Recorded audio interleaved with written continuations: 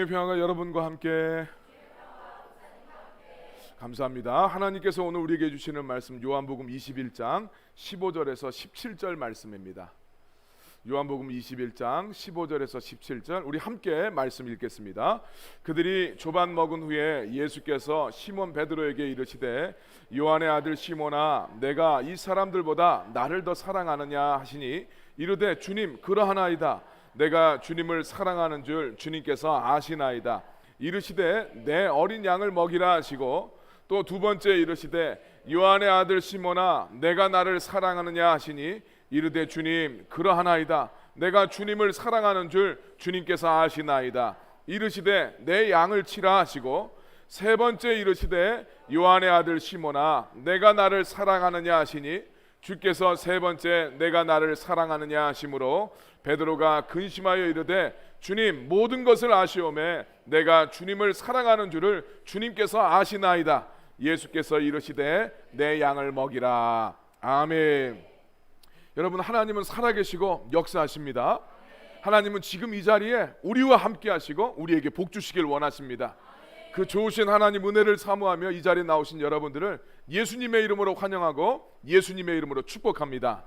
자, 우리 서로를 향해서 축복의 인사 함께 나누겠습니다. 빛이 있으라, 빛이 있으라. 말씀에 비치신 예수님이 여러분들의 삶에 이 시간 충만하게 임하시길 예수님의 이름으로 축원합니다. 이거 쉽지 않나요? 빛이 있으라. 그런데 여전히 어색해 하시는 분들이 있습니다. 마음 조금 내려놓고 축복하는 마음으로 함께 하시면 좋겠습니다. 우리 경영학에서 사명, 사명이라는 말을 딱 가지면 조직이 존재하는 이유로서 창업자나 또 이 구성원들이 바라보는 세계관과 사회를 일컫는 그런 모든 가치를 담을 말을 사명이라고 이야기합니다. 세계 유수한 기업들, 잘 나가는 회사들에는 아주 분명한 자기들의 사명들이 있죠. 구글 같은 경우에는 세상의 모든 정보를 쉽게 접근하고 사용할 수 있도록 한다. 이게 자기 회사의 사명이라고 이야기합니다. 화이자 같은 경우에 제약회사지요. 환자들의 삶을 변화시키는 혁신, 이걸 자기들의 사명이라고 규정합니다. 국제적지사사는 가장 취약한 자에게 봉사, 고통받는 자에게 확신. 또 월트 디즈니사 같은 경우에는 사람들을 행복하게 만들자, 이런 자기들의 사명을 가지고 회사의 역량과 방향을 거기에 이제 투자를 하는 겁니다. 서구의 회사들이나 조직들은 이 사명을 아주 분명하고 확실하게 정의합니다. 우리가 본 것처럼 좋은 기업들, 또 훌륭하다고 좀 유명한 기업들은 이게 아주 이제 분명합니다. 짐 콜린스라는 경영학자는 그런 이야기합니다. 이 사명이 확실한 조직이 사명이 없는 조직보다 훨씬 경쟁력이 있고 탁월한 조직이 된다라고 이야기합니다. 사명이 좋은지 안 좋은지 이거는 둘째치고 이게 분명하면 그 조직은 탁월해진다라고 이야기해요. 영어로 사명은 미션이라고 이제 이야기할 수 있습니다. 근데 이 단어는 기독교에서 전도를 뜻해요. 그리고 미션이라는 단어가 이 전도라는 말, 선교라고 우리 흔히 말을 하는데 이 미션이라는 말을 전도라는 곳에서 이 세상의 회사에 이 사명이라는 이야기가 나옵니다. 그러니까 전도야말로 이 단어의 어원을 따져보면 전도야말로 하나님이 인간에게 맡겨주신 위대한 사명이다, 이렇게 이제 이야기할 수가 있어요. 거기에 따라서 세상의 기업들도 자기보다 높은 이 하나님으로부터 받은 자기의 어떤 이 가치가 있다, 추구해야 될 목표가 있다고 이야기를 하는데, 정작 이 시대에 하나님을 믿는 성도들은 교회와 성도의 사명이 무엇인지 이것에 대해서 알지 못하고 신앙생활하는 경우가 참 많이 있습니다. 확실하고 분명한 사명이 조직을 탁월하고 강력하게 만든다고 했는데, 이 시대의 교회들과 성도들은 하나님이 모든 교회와 성도들에게 주신 영혼을 구원하는 이 본질적인 사명이 있다는 것을 알지 못한 채 저마다 신앙생활을 하더라는 거예요. 그러다 보니까 오늘날 교회와 성도들은 이 분명한 가치와 사명이 없어서 이 세상 속에서 너무나 나약하고 또 힘이 없이 살아가게 되는 경우를 우리가 목격을 하게 됩니다.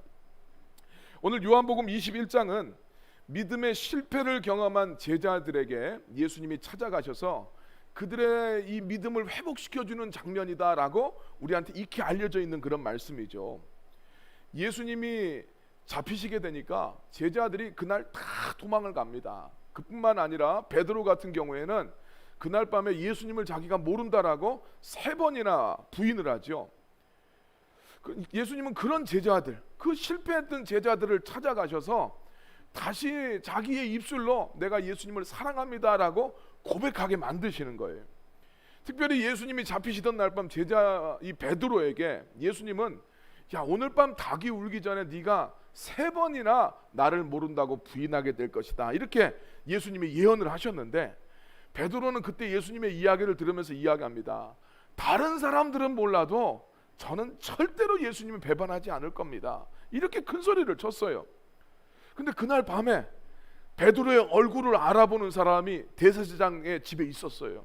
그리고 베드로의 말투가 우리 사투리가 있듯이 갈릴리 사투리를 쓰니까 그걸 바라보면서 너 예수님하고 연결이 있는 것 같은데? 라고 이야기하니까 예수님을 모른다고 저주까지 하면서 3번이나 부인을 하게 됩니다. 예수님은 그런 베드로와 제자들을 찾아오셔서 섬세하게 이 제자들의 마음을 만져주시는데, 베드로가 대제사장의 집에 이 모닥불을 피워놨어요. 이스라엘 같은 나라는 낮에는 덥지만 밤엔 또 몹시 춥습니다.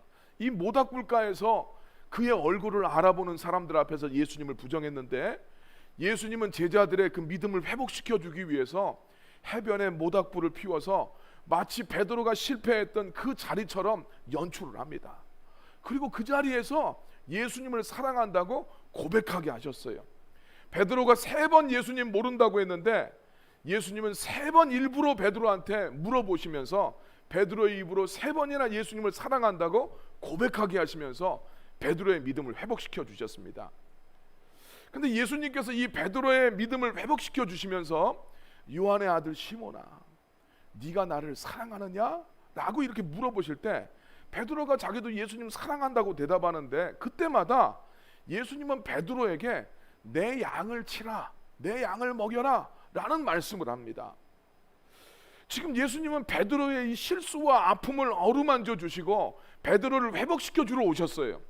그렇다면 베드로가 예수님을 사랑한다고 대답을 할 때, 야, 네가 전에 나를 부인했지만 야, 나는 괜찮다, 난 다 너 용서해 줄게, 앞으로 너 그렇게 배신하지 말고 살아가라, 이런 말씀을 해야 베드로가 그 실패했던 부분들을 갖다가 완화시키고 보완시키는 이런 게 되지 않겠습니까?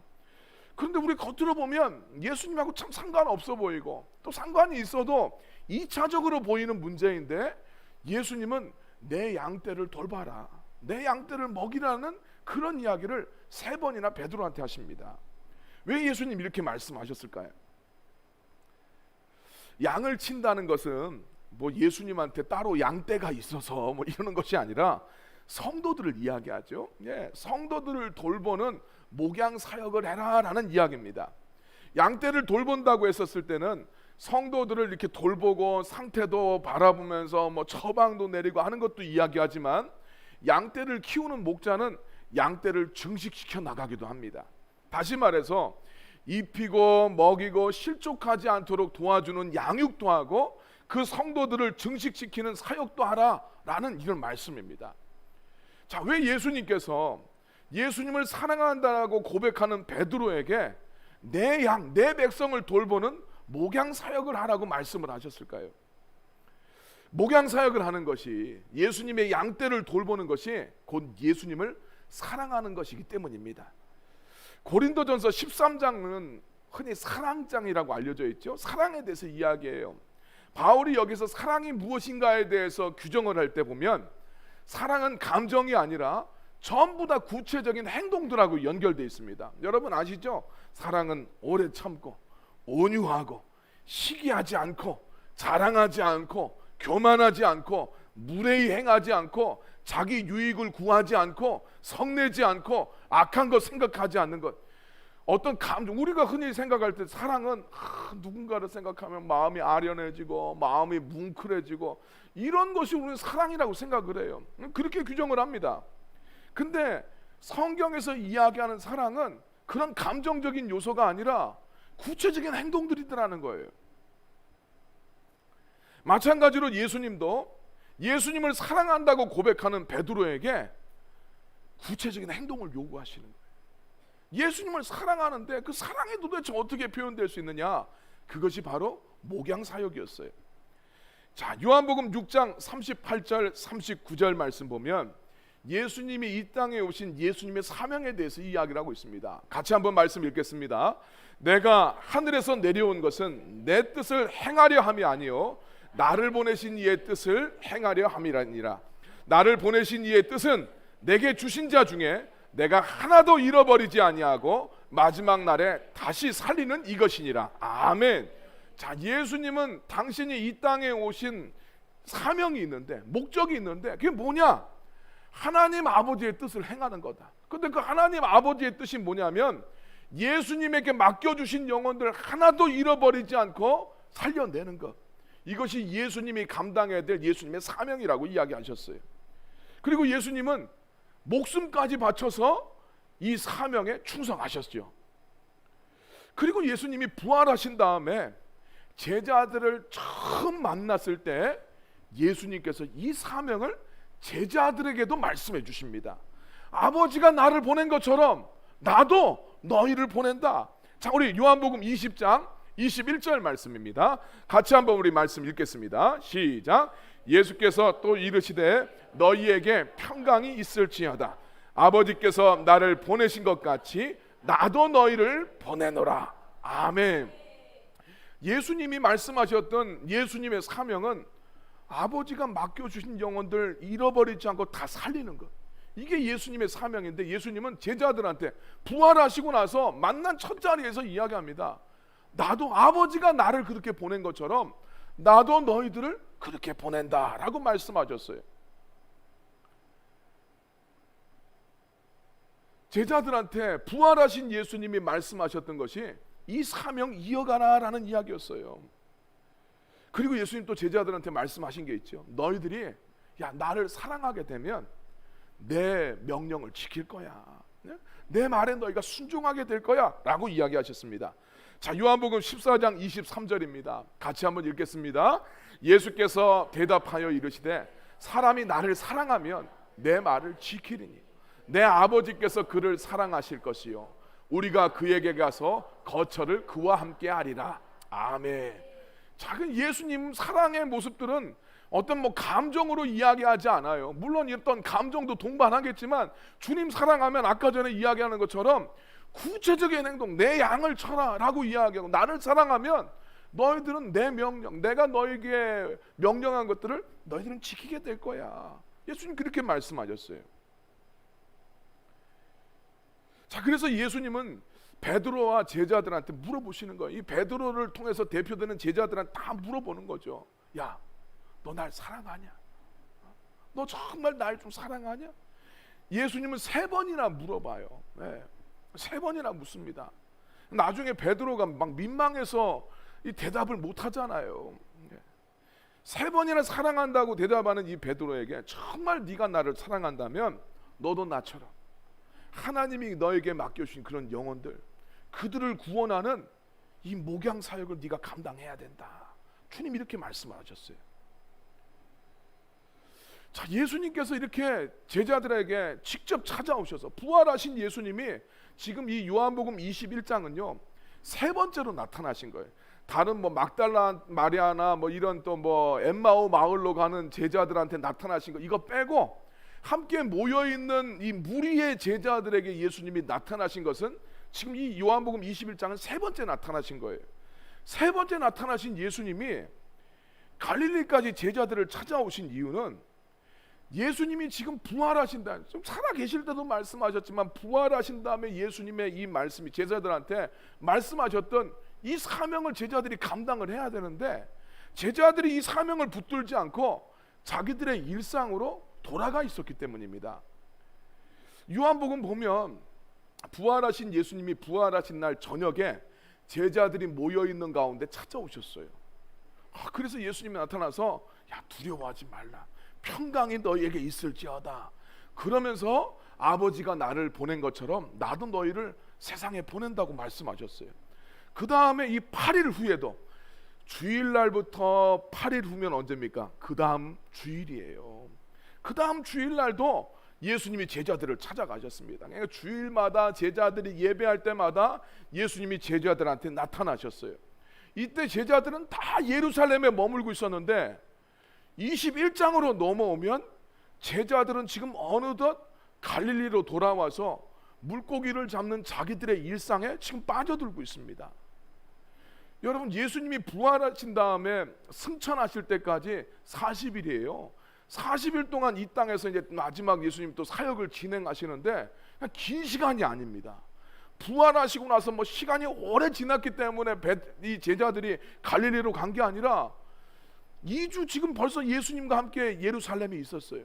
그리고 나서 언제인지는 알지 못하지만 그 부활하시는 40일의 기간 안에 예수님이 제자들이 갈릴리로 돌아가 있습니다. 자, 그들의 삶에 대해서 요한복음 21장 이렇게 이야기합니다. 1절부터 3절 말씀 우리 같이 한번 읽겠습니다. 그 후에 예수께서 디베랴 호수에서 또 제자들에게 자기를 나타내셨으니 나타내신 일은 이러하니라.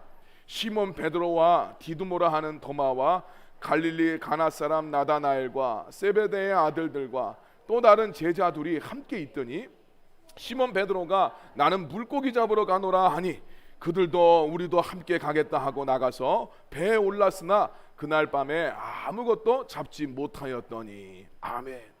21장 1절 말씀 보면 디베랴 호수, 이거 갈릴리 호수에 대한 별칭입니다. 갈릴리 호수에 가 있어요.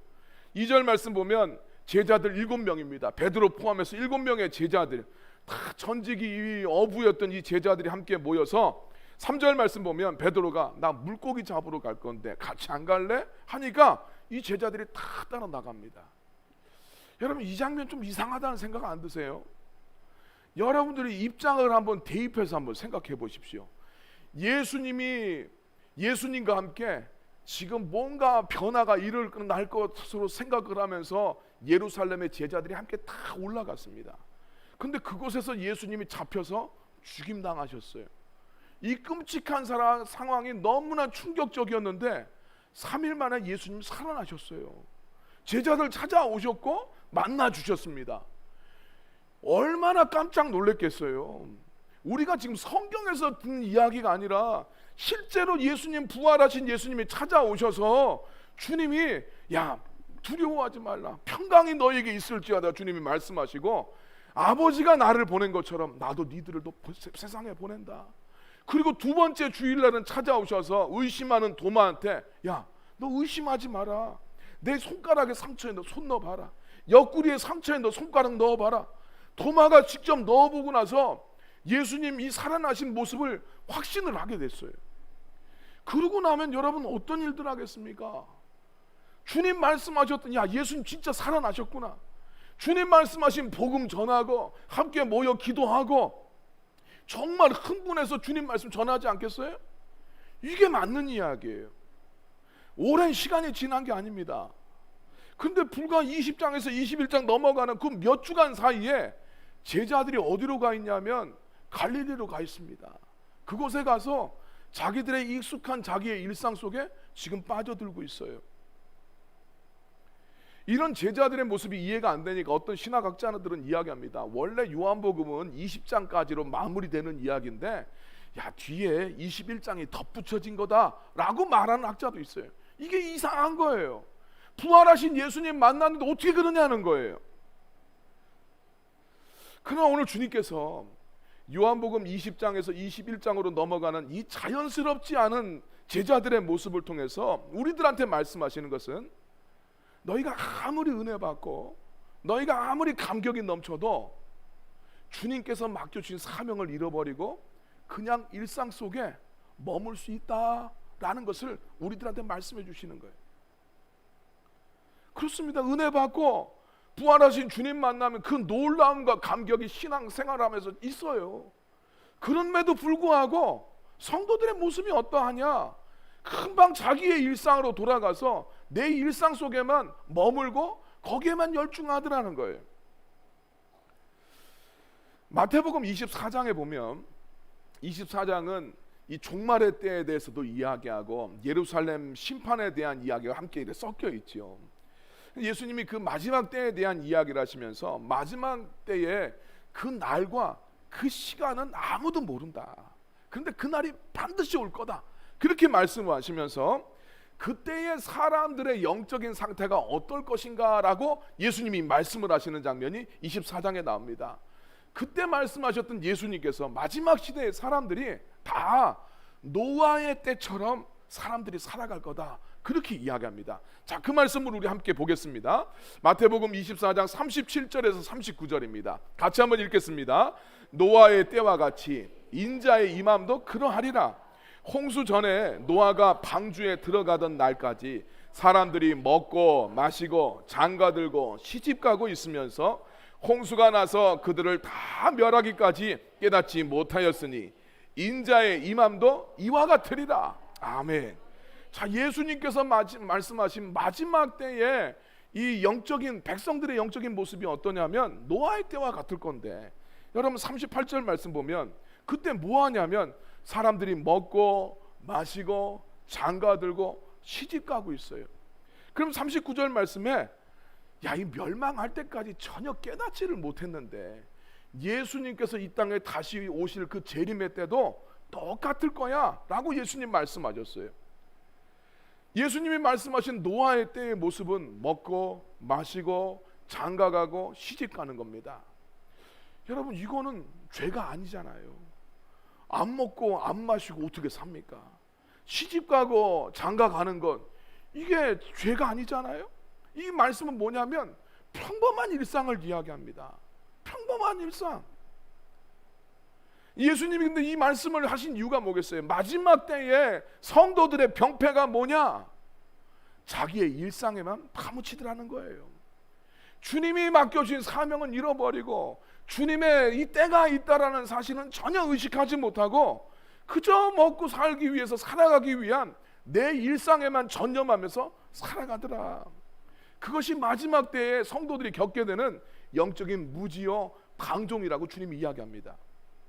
그래서 예수님은 부활하신 예수님을 만난 이 감격과 기쁨으로 제자들이 충만했지만 급속하게 자기들의 일상에 젖어 들어가는 제자들을 찾아가셔서 그 일상 가운데만 머무는 것이 아니라 너희들이 무엇을 붙들고 살아가야 되는지, 무엇을 추구하면서 살아가야 되는지 그 사명을 회복시켜 주긴 주님 원하셨습니다.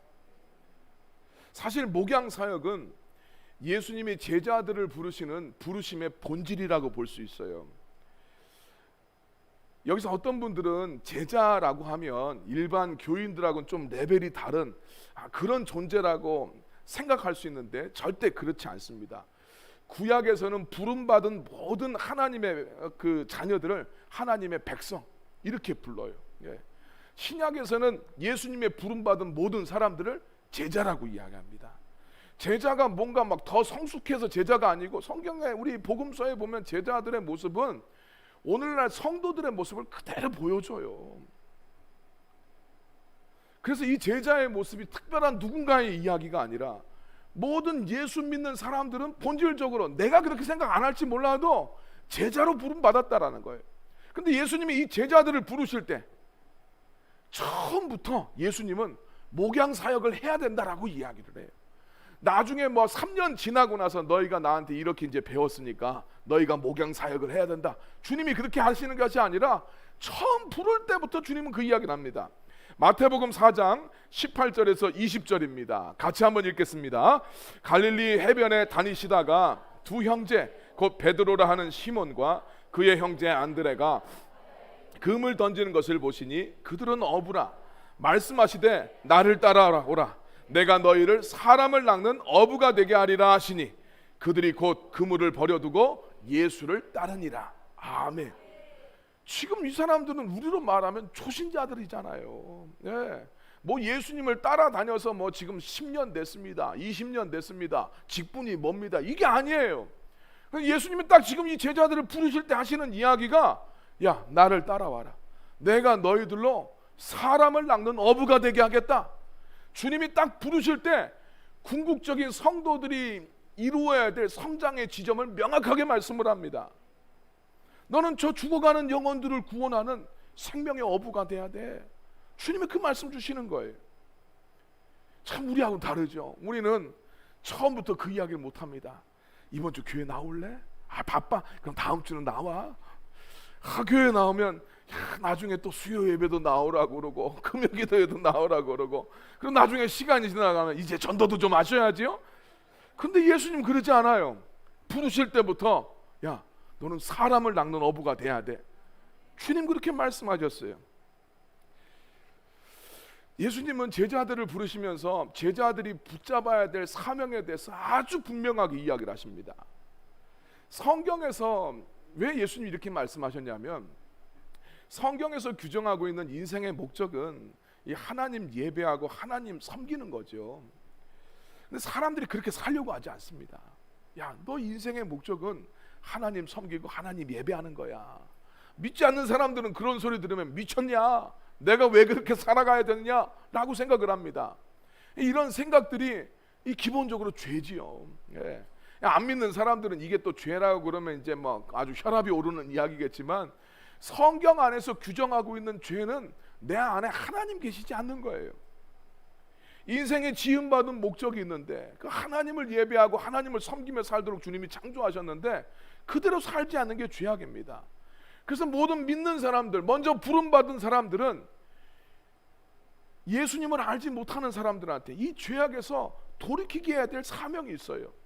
그래서 성도들은 예수님을 모르고 믿지 않는 사람들을 전도해서 신자가 되게 할 뿐만 아니라 그들에게 예수님의 말씀을 지켜서 행할 수 있는 자들로 만들어 가야 됩니다.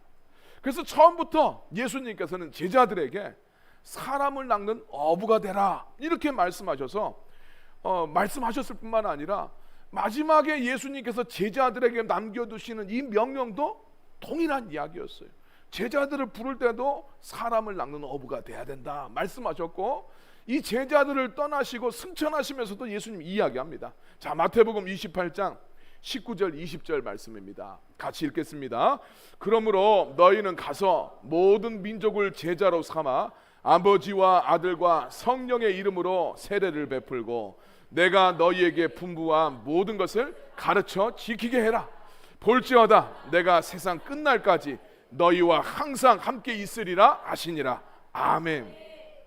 19절 말씀에 아버지와 아들과 성령의 이름으로 세례를 베풀어라 하는 이야기는 예수님 믿게 만들어라, 신자화 시켜라, 그리고 너희에게 분부한 모든 것을 가르쳐 지키게 만들어라 라는 이야기는 그냥 교회 다니는 사람으로 내버려 두지 말고 양육하고 훈련시켜서 예수님의 말씀을 지키고 순종할 수 있는 그런 사람들로 너희가 만들어 가야 된다.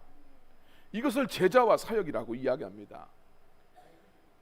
그럼 예수님께서는 참 우리가 느끼기에는 안 믿는 사람들이 봤을 때는 지금 교회 나갈까 말까 생각하고 있고 믿는 자들에게도 참 부담스럽게 느껴지는데 왜 그들에게 이 목양 사역의 비전을 주님이 말씀하실까요? 너희가 이런 일들을 감당해야 된다. 처음부터 예수님 믿는 사람들한테 사람을 낚는 어부가 돼야 된다고 주님 왜 이렇게 말씀을 하십니까? 목양 사역의 그 사명과 그 비전이 그것을 갖춘 사람의 영혼을 생명 있게 만들고 목양 사역의 비전을 가진 사람들이 성장할 수 있고 또 신앙생활에 닥쳐오는 여러 가지 위험과 자해 요소들을 돌파할 수 있는 힘이 이 목양 사역의 비전에서 나오기 때문입니다. 구체적으로 우리가 목양 사역을 감당했을 때 유익한 부분들을 우리가 좀 이야기할 텐데,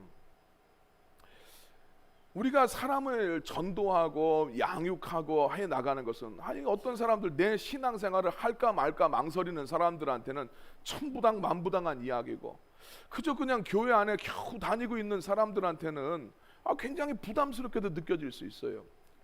근데 이 사역을 주님께서 사명으로 주신 이유는 이 목양 사역이 인간의 힘으로 감당할 수 없는 사역이기 때문이에요. 전도해 보신 분들은 알지만 전도가 내가 막 노력한다고 해서 되지 않아요.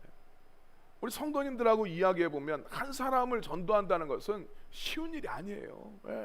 주님이 그 영혼을 만져주셔야 가능한 일이지 이건 무슨 인간적인 이것으로 정말 어렵습니다. 오히려 우리 한 성도님 그런 이야기예요. 자기가 지금 예수님을 믿게 되니까 친구들이 전화를 안 받고 친구들이 자기를 만나면 피하려고 한다는 거예요.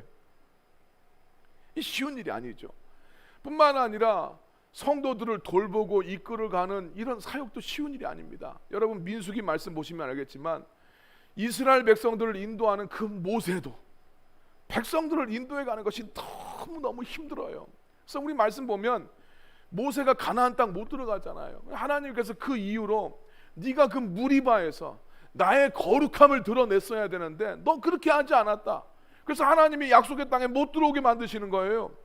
근데 모세가 무리바에서 뭐 괜히 화가 났습니까? 그게 아니라 백성들이 지금 광야에서 40년 있었어요. 계속 불평하고 원망하고 불순종해서 2년이면 갈 수 있는 이 길을 40년이 걸렸습니다.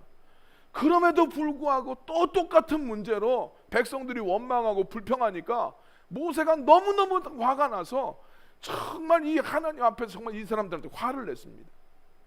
그래서 한 번 두들겨야 되는데 이 반석 2번 두들겼다고 이 가나안 땅 못 들어간다는 거예요. 자, 이게 사람의 당연한 화가 나지요. 40년 동안 이끌어왔는데 변화가 안 돼요. 여전히 똑같은 모습을 보입니다. 그러니까 이것이 인간의 힘으로 감당할 수가 없어요. 주님이 이 마음을 주셔야 되고 주님께서 그 마음 만져주셔야 되고 그래야 소망 없어 보이고 가망 없어 보이는 사람들, 이 사람들을 붙들고 사명을 감당할 수 있어요. 자, 이 목양 사역이 왜 삶에 유익한가? 그 사역 때문에 기도할 수밖에 없어요. 그 기도함으로써 주님과의 관계가 생겨집니다. 뿐만 아니라 목양 사역은 자기 삶의 열매가 없어서는 절대로 있을 수가 없습니다. 동네에서 맨날 이 사람 저 사람하고 싸우는 사람이 야, 너 나랑 같이 교회 가자. 그렇게 하면 누가 교회를 오겠습니까? 이 전도의 열매를 맺고 또 누군가를 이끌어 가려고 한다는, 정말 주님의 이 은혜대로 이끌어 가려고 하는 사람이 자기 삶에 어떤 그런 영향력이 나타나지 않으면, 선한 모습이 나타나지 않으면 절대로 리더십을 발휘할 수가 없습니다. 내 삶에 어떤 실질적인 변화가 있어야 불신자도 전도할 수 있고 본이 되어야 믿는 자들을 이끌 수 있어요. 뿐만 아니라 목양 사역자는 가정에서 이 엄마들과 같은 역할을 해요. 엄마들은 그러죠. 정말 자기 몸이 죽겠을 때는 어쩔 수 없겠지만 자기 몸이 좋지 않고 몸이 아파도 또 자기는 먹기 싫어도 가족들을 위해서 식사를 준비합니다. 신앙생활을 하다 보면 항상 컨디션이 좋은 게 아니에요. 왜 기복이 없겠습니까? 근데 이 목양 사역자로서의 정체성을 가지고 있으면 오늘 나의 어떤 컨디션들을 이겨나갈 수 있는 힘, 동기부여를 거기서 받아요. 내 지금 컨디션이, 내 영적인 컨디션은 좋지 않아도 오늘 이들에게 내가 이 사역을 감당해야 되기 때문에 그 사역을 감당합니다. 근데 여러분, 신앙생활 하시고 저도 목사로서 그럴 때가 있죠. 어떨 때는 참 금요 기도회 할 때 너무너무 몸이 막 힘들 때가 있어요. 야, 오늘은 참 좀 안 했으면 좋겠다. 그런데 여러분, 그날 더 큰 은혜가 있어요. 정말 그래요. 사역을 하다 보면 내 마음이 참 힘들어서 내 삶의 정리가 되지 않아서 내가 이거 감당하고 싶지가 않아요. 근데 그때도 주님 맡겨주셨으니까 내가 사역해야 될 대상들이 있어서 그들을 찾아가고 그들을 만났을 때 주님께서 부어주시는 은혜가 거기에서도 있습니다.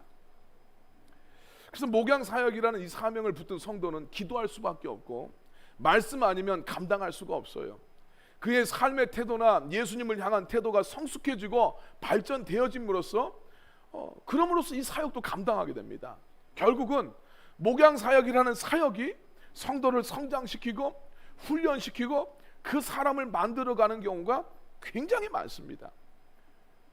그래서 다 알지 못하고 우리가 이런 뭐가 있다는 것을 다 알지 못하고 감당했던 사역이 돌이켜 봤었을 때는 내가 주님 앞에 가까이 설 수 있는 주님의 은혜라는 것을 발견하게 될 때가 참 많습니다. 그래서 주님께서는 제자들을 부르실 때 처음부터 이 말씀하시는 거예요. 너희가 나를 따라와라. 내가 너희로 사람을 낳는 어부가 되게 하겠다. 그리고 우리 주님께서는 분명히 말씀하셨어요. 전도하고 양육하는 이 현장에 내가 세상 끝날까지 너희와 함께 하겠다. 주님 말씀하셨어요. 우리 마태복음 28장 19절 20절 말씀, 20절 말씀을 보면 주님이 이 아버지와 아들과 성령의 이름으로 세례를 주고 내가 너희들한테 가르쳐 분부한 모든 것을 가르쳐 지키게 만들어라. 내가 세상 끝날까지 그 현장에 너희와 함께 있겠다. 주님이 함께 하시고 주님이 임재하시는 이 축복과 은혜를 어디서 느끼나? 목양 사역을 통해서 우리는 느끼고 경험하게 됩니다. 하나님의 나라, 킹덤이죠. 이 하나님의 나라는 예수님 비전을 가진 사람들이 만들어갑니다. 루터로부터 시작된 이 1517년 종교개혁은 그런 평가를 하죠. 평신도들에게 성경을 돌려줬다라고 이야기합니다. 라틴어로 쓰여진 성경은 성직자만 읽을 수 있고 라틴어를 공부한 귀족들만 읽을 수 있었어요. 그런데 종교개혁의 유산으로 성경이 모국어로 번역되기 시작하고 성경이 평신도들의 손에 들려져서 읽을 수 있게 되었어요. 그러면서 이제 뜻있는 신학자들은 이야기합니다. 이제 제2의 종교개혁이 필요한데 그것은 평신도들의 손에 사역이 맡겨져야 된다라는 이야기를 합니다. 목회자들한테만 평준된 목양 사역이 평신도들이 감당하는 사역이 돼야 된다라는 이야기예요. 교회의 모델을 생각을 했었을 때 흔히 생각을 하면 사역은 목사님이나 교회에 얽혀있는 교회의 직원들만 사역을 하고 나머지 성도들은 열심히 우리 목사님 힘내세요 이렇게 관중석에 앉아서 응원하는 모델로 생각을 하는데 그런 모델은 효과적이지가 않습니다. 성도들이 필드에서 뛰는 선수들이 되어야 되고 목회자는 그들을 훈련시키고 그들과 함께 작전을 짜는 코치의 역할이 이 제2의 종교개혁이 추구하고 있는 교회의 모델입니다. 여러분 가만히 생각해 보세요. 전쟁이 일어났는데 장교 한 사람만 나아가서 막 전쟁을 싸운다고 생각해 보십시오. 그 얼마나 비효율적입니까? 군대가 일어나서 나아가야지 그것이 효과적인 전투가 됩니다. 마찬가지로 교회는 필드에서 뛰는 좋은 사역자들이 계속해서 길러지고 또 그들이 교회의 중요한 일꾼들이 될 필요가 있어요. 예수님을 사랑하는 사람들은 이 목양 사역의 비전을 붙들고 오늘 함께 동역할 필요가 있습니다. 예수님 물어보세요. 네가 나를 사랑하냐? 그러면 내 양을 쳐라. 주님 사랑한다면 그냥 내가 교회의 멤버로 있는 것이 아니라 내 양을 쳐야 된다. 주님 그렇게 말씀하세요. 우리 교회에서는 6월에 교회의 이제 항존직들, 우리 권사님들과 안수 집사님들을 세우려고 합니다. 여러분들 이를 위해서 함께 기도해 주시길 바랍니다. 예수님을 사랑하는 분들이 주님이 맡겨주신 이 목양 사역의 비전을 가진 그런 좋은 일꾼들이 세워지게 해달라고 여러분 기도해 주시길 바랍니다. 또한 우리가 함께 기도해야 될 것은 우리 교회가 누구 몇 명만이 아니라 우리 교회 전체가 그리고 이 맑은샘 교회에 속해 있는 모든 성도들이 예수님의 그 부르심에 따라서 예수님은 처음 부른 사람한테도 사람을 낚는 어부가 되어야 된다고 말씀하셨어요. 그리고 주님이 지상 명령으로 남겨주신 것도 아버지와 아들과 성령의 이름으로 세례를 주고 내가 너희들에게 분부한 모든 것을 가르쳐 지키게 만들라고 하셨어요. 이거는 몇몇 사람의 이야기가 아니라 교회 전체가 감당해야 될 일이고 오늘 우리들 한 사람 한 사람이 주님 안에서 감당해야 될 우리의 사명입니다. 이것을 위해서 여러분들 함께 기도해 주시고 그 사명을 나도 잘 감당할 수 있도록 우리 그런 사역을 감당할 수 있는 좋은 교회의 일꾼들이 세워지길 위해서 기도할 뿐만 아니라 나 역시도 그 비전에 사로잡히고 나도 그 비전 가운데 함께 동참할 수 있는 은혜를 달라고 우리 교회가 그 비전으로 충만한 그 사명으로 충만한 그런 교회 공동체가 되게 해달라고 여러분들 함께 기도해 주시길 바랍니다. 그래서 정말 하나님 나라 주님이 왕 되시는 그 왕국이 오늘 우리들을 통해서 우리들의 작은 그 결단과 헌신을 통해서 세워지고 주님께서 영광 받으시는 그런 교회가 될 길을 예수님의 이름으로 축원합니다.